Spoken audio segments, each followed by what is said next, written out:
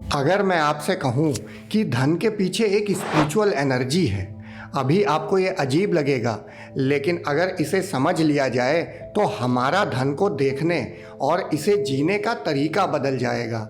इससे हम धन को अट्रैक्ट भी कर पाएंगे और सही से इसका उपयोग भी कर पाएंगे। प्राचीन समय में धन की स्पिरिचुअल एनर्जी के बारे में बड़ी गहरी खोज कर ली गई थी। ज़्यादातर किसी भी भगवान का चित्र देखेंगे तो उसमें वो आभूषणों से सजे दिखेंगे, और ये सिर्फ मनुष्य की कल्पना नहीं है कि वो अपने भगवान को ऐश्वर्यवान दिखाना चाहता है। धन की स्पिरिचुअल एनर्जी को जान लेने की वजह से ही आध्यात्म के साथ इसके बैलेंस का जोर दिया गया। गणेश जी, जिन्हें ज्ञान और संपन्नता का भगवान माना जाता है और जिनकी पूजा सबसे पहले करने का विधान है, उनके इस चित्र को देखिए। इसमें उनकी दो पत्नियां दिखाई गई हैं, रिद्धि और सिद्धि। अब इसका क्या मतलब है? क्या वास्तव में उनकी दो पत्नियां थीं?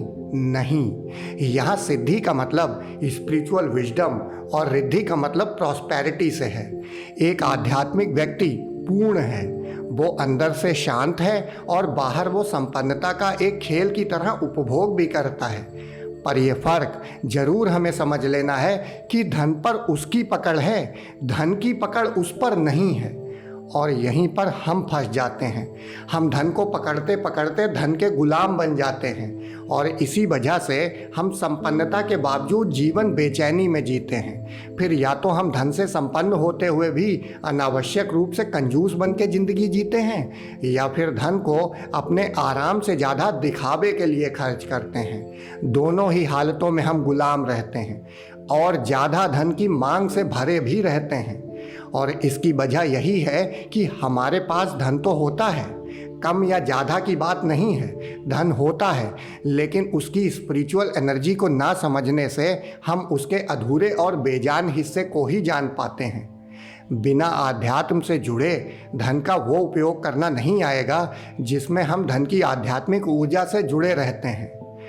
और एक पीसफुल लाइफ के लिए ये समझना बहुत ज़रूरी है।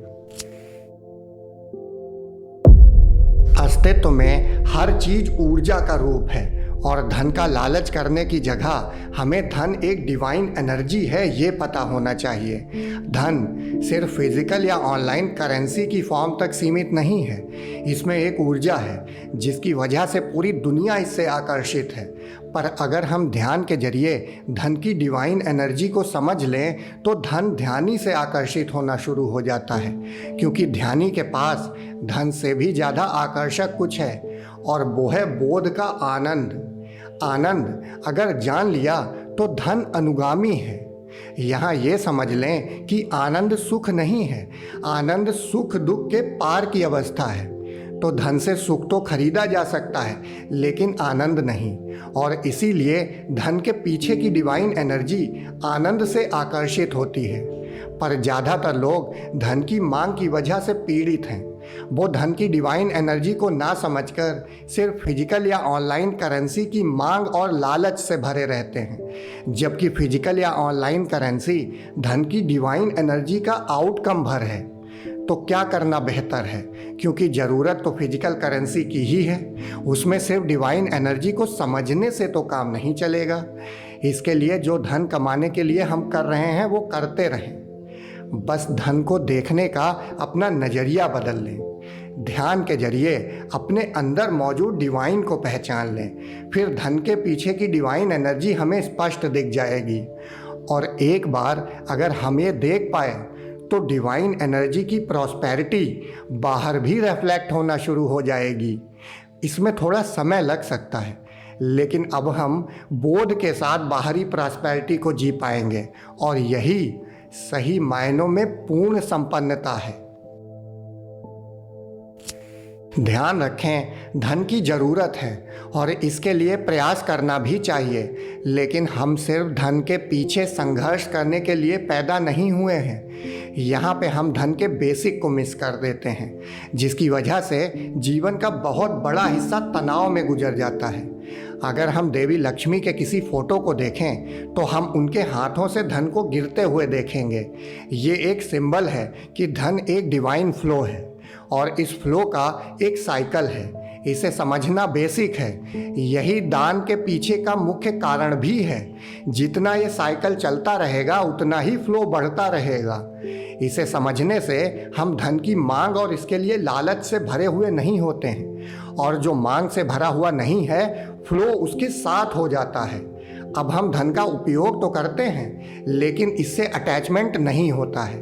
अटैचमेंट ही वो वजह है कि बहुत से लोग धन होते हुए भी तनाव में जीते हैं, क्योंकि अटैचमेंट के कारण वो फ्लो के साइकिल को समझ नहीं पाते।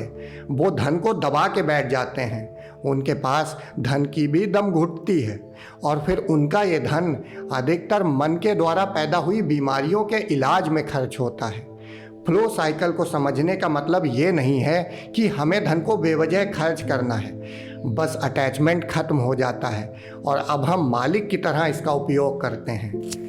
जैसे समुद्र का पानी भाप बनकर बादलों में मिलकर बरस जाता है, ये एक साइकिल है, और यही साइकिल धन के डिवाइन फ्लो के संबंध में भी है, जिसे समझते हुए बोध से धन का उपयोग करने वाला इसके साइकिल को चलता रहने देता है।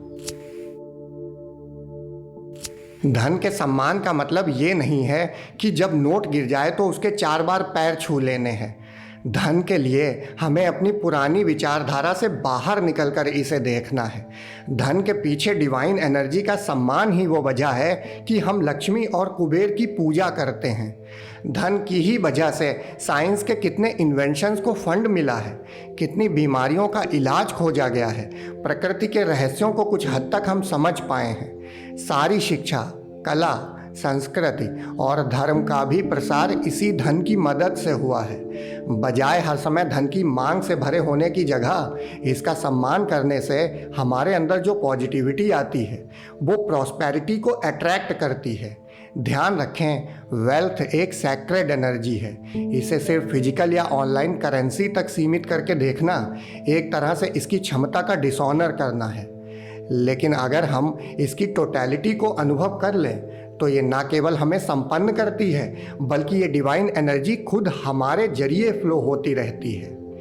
अब हम धन की अंधी दौड़ का हिस्सा भर रह के जीवन बस काट नहीं देते हैं। हम स्पिरिचुअलिटी और मटेरियलिज्म का बैलेंस बनाकर लाइफ टोटलिटी से जीते हैं।